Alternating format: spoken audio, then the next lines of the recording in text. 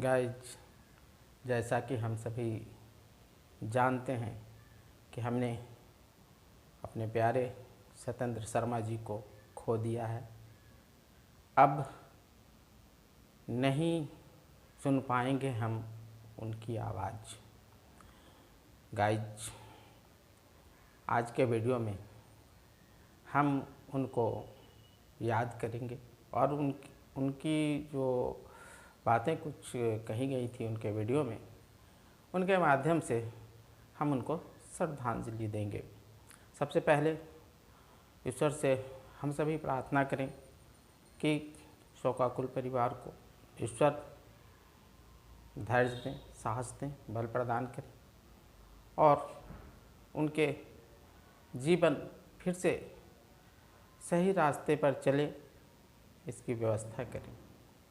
तो आइए गाइज, कुछ बातें करते हैं हम प्यारे सत्येंद्र शर्मा जी के बारे में।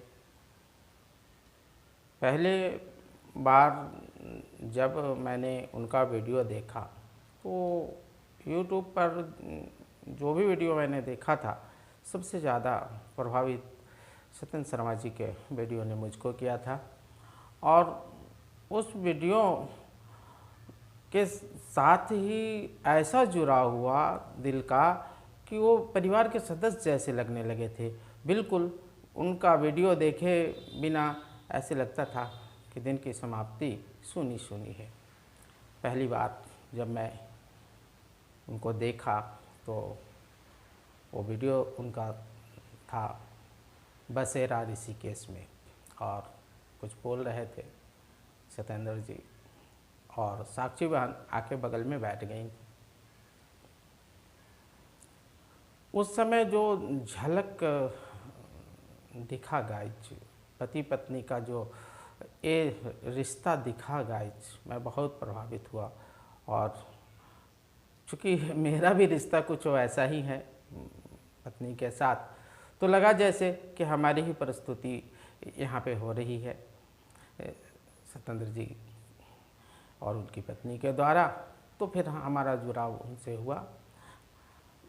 उनके वीडियो के प्रति मैं कमेंट कभी नहीं किया करता था, देखा ज़रूर करता था, पर कुछ भी कमेंट वगैरह नहीं किया करता था। और जब एक बार मैंने उनको अति भावुक देखा, और वो था वीडियो कि लगता है कि गुरु मिल गए हैं, या गुरु के बारे में जो भी चर्चा उन्होंने की थी, उनकी जो भावुकता थी, उस भावुकता को देखते हुए मुझे लगा कि शर्मा जी को कुछ न कुछ नुकसान हो जा सकता है।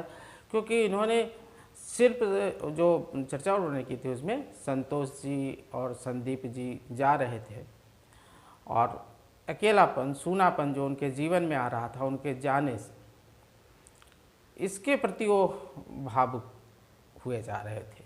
तो मुझे लगा कि जब वो संदीप जी और संतोष जी चले जाएंगे तो शायद शर्मा जी ये जो कमी है, जो सूनापन है, इसमें ज़्यादा कुछ डिप्रेशन की ओर चले जा सकते हैं। तो मैंने बहुत लंबा सा एक समझाने की कोशिश की थी, और मैसेज में ही नीचे वो लंबा सा विवरण मैंने लिखकर उनको दिया था।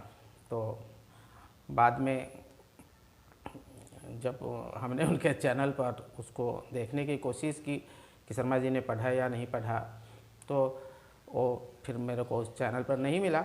और सभी को शर्मा जी ने पढ़ा था सभी को शर्मा जी ने पढ़ा था, सभी को कुछ दिया था, लेकिन वो मेरा नहीं था वहाँ पे। तो मुझे लगा कि शायद शर्मा जी उसको अलग से पढ़ेंगे, विचार करेंगे और लोग उसको ना देखें, शायद इसलिए उन्होंने उसे बचाया है।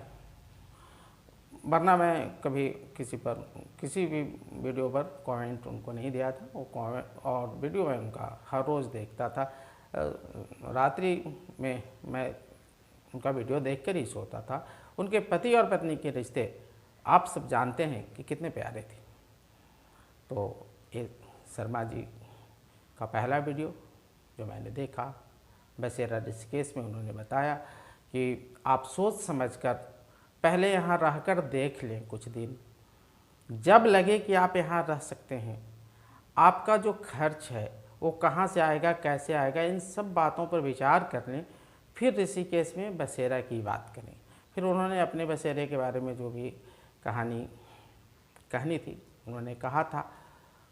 एक दृश्य और मुझे याद आता है कि जब उनके 1000 सब्सक्राइबर हुए थे तो उन्होंने जो केक काटा था, टेबल पर रखा छोटा सा केक, और उन्होंने कहा था छोटी प्राप्ति, छोटी उपलब्धि, छोटा फंक्शन, बढ़ेंगे सब्सक्राइबर होगा बड़ा फंक्शन। और वहाँ उनकी बैठी थी माँ, जो आप जानते हैं गाइस कि चंद महीने पहले इसी कोरोना वायरस ने उनको भी अपने आगोश में ले लिया। शर्मा जी और साक्षी बहन ने बहुत मेहनत की थी, बहुत इलाज कराया था, पर अपनी माँ को नहीं बचा पाए। और शर्मा जी ने बाद में कहा कि व्यवस्था ने मेरी माँ की हत्या कर दी है।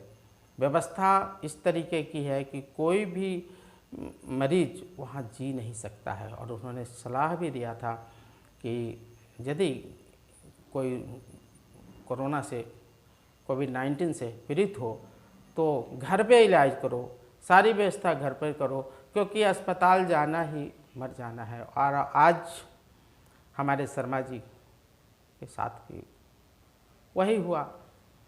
अंततः उनको अस्पताल में भर्ती होना पड़ा और फिर वो लौट के नहीं आए, फिर हमसे बात करने नहीं आए। जाते जाते एक चीज़ उन्होंने कही थी कि जितनी सांसें प्रभु ने दे रखी है कोई छीन नहीं सकता। शायद सांसें उतनी ही थी हमारे शर्मा जी की, चले गए।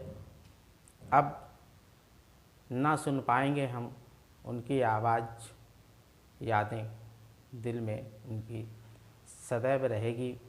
और ये हंसता मुस्कुराता चेहरा अब हमारे सामने नहीं दिखेगा। हाँ, अगर हम देखना चाहें तो यादों में वो चेहरा सदैव दिखेगा।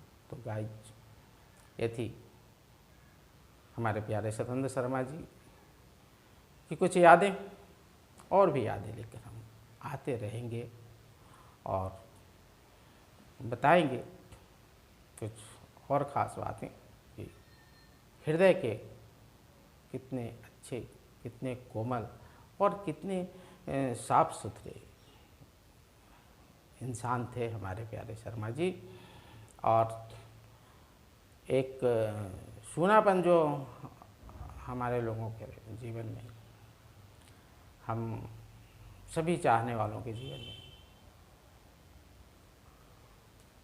अब ईश्वर ने दी है।